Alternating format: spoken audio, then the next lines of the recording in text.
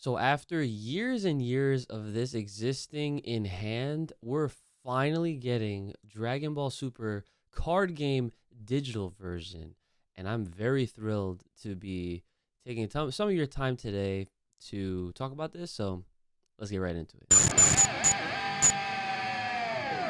Hey everyone, it's your boy Oosh back again once again with a quick little video update for you guys in regards to this game. Now, if you haven't heard or knew about Dragon Ball Super card game, it is a card game that has existed for quite some time now.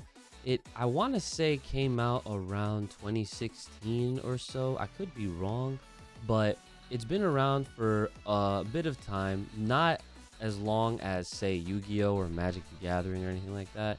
But it has been a game that was very fun to the point where myself and several other fans over the years have always wondered if there's ever going to be a card game that will be playable online.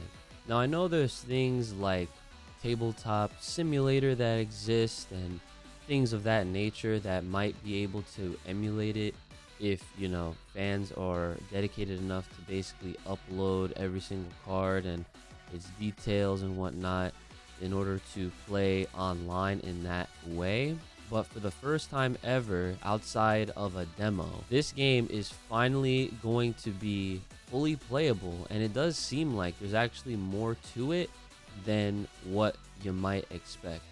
If you're paying attention to this teaser trailer that I'm having play for you guys while I'm talking over it, you'll notice at the end that it looks like there's going to be actual animations of the cards that we'll be playing as, doing attacks and whatnot, much like how you would expect in any kind of digital card game or anything else. Now, one of the things I definitely wanted to share with you guys in regards to this is my relationship with this game is actually, it goes back all the way to its roots. When this game first dropped, there was a period of time where content creators could sign up for like a little beta run, and they literally, when I say they, I literally mean Bandai actually sent out like demo decks for folks like myself to, I guess, go around and to do what we do as content creators and get people to play the game. And at the time, I was running a lot of video game tournaments for fighting games, and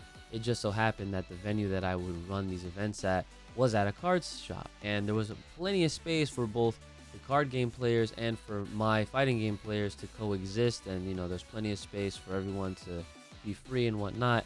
But the cool thing was, or I mean, I guess it's cool, I don't know, you can kind of take this for what you want, but I accidentally killed off a scene because all of those players, for force of will, decided to migrate over to Dragon Ball Super.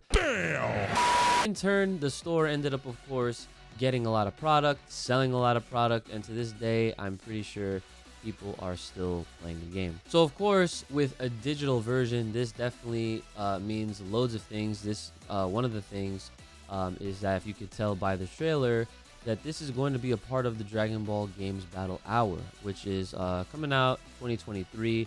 It's not just for this, it also is going to feature Dragon Ball Fighters and Dragon Ball Legends, which is really cool. I honestly did not know of this event before I recorded this, or, you know, I did see it in passing, but like what I mean is I didn't really like know much about it at all.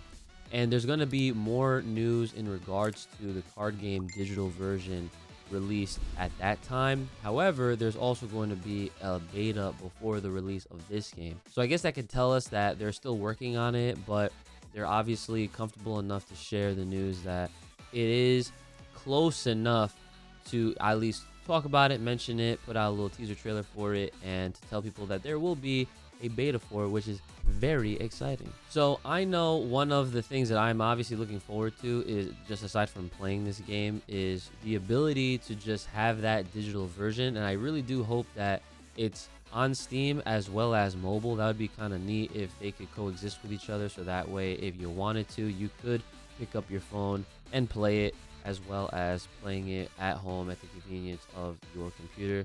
Similar to how Master Duel was, except I did not try it off my phone. I actually did have it on my Switch, but it didn't really run well, and that didn't really surprise me considering that this thing is like outdated, and that's so weird to say even though it's only 5 years old. But it's outdated. It was chugging a lot and whatnot, and I hope that they don't have those types of issues depending on where they do decide to put it out. I do anticipate them to do put it on the Switch and all the other consoles, as well as just, as PC and everything like that.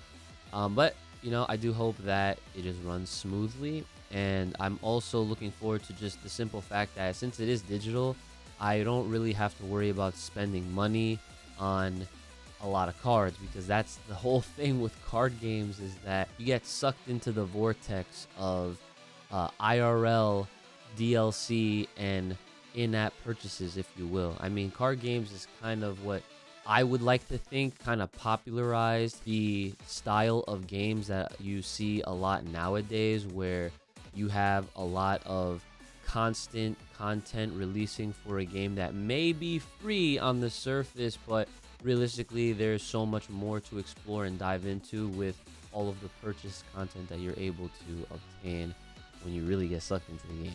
So I would imagine, I guess that's if you're asking like, well, what do you think the game is gonna cost, if it does that cost in anything? And I'm not even gonna lie, I wouldn't be surprised if this would be a free-to-play game. Look at how Konami handled Master Duel. Master Duel is free to play, huge success. Despite how I might feel about Yu-Gi-Oh, because I am the retired Yu-Gi-Oh player, I did not spend a single dime on that because I knew that there was going to be plenty of people that did, and I was not trying to get sucked into it because mobile games already do that enough, and I was not trying to get sucked into anything along those lines, because I already have gotten sucked in for a bunch of other games mobile wise, and I feel like this would just be another one. And I also am wondering how many cards, how many sets are going to be available at launch when this game does drop. Is it going to be caught up with whatever's current in the actual like in real life cards, or how is that going to work? So I'm looking forward to that, but I'm pretty sure it's safe to assume that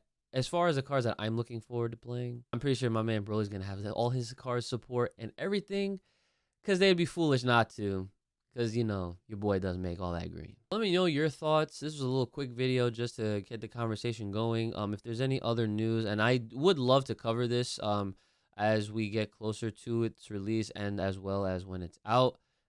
If you're looking forward to it, if you're not, just let me know all your comments, concerns, questions, whatever your thoughts. Are you a card game player of this game currently? If you were, you're not, I want to know it all. So let's have a conversation about it. Like I said, if there's any furthering developments, I will follow up with you guys with another video and more thoughts and opinions and whatnot. So like, share, subscribe, all that good stuff. Supporting links going to be in the description as always. Make sure you guys are taking care of yourselves. May the power protect you. Keep it locked, loaded right here on this channel. Stay safe, stay clean, and stay the hell inside. I'll see you guys next.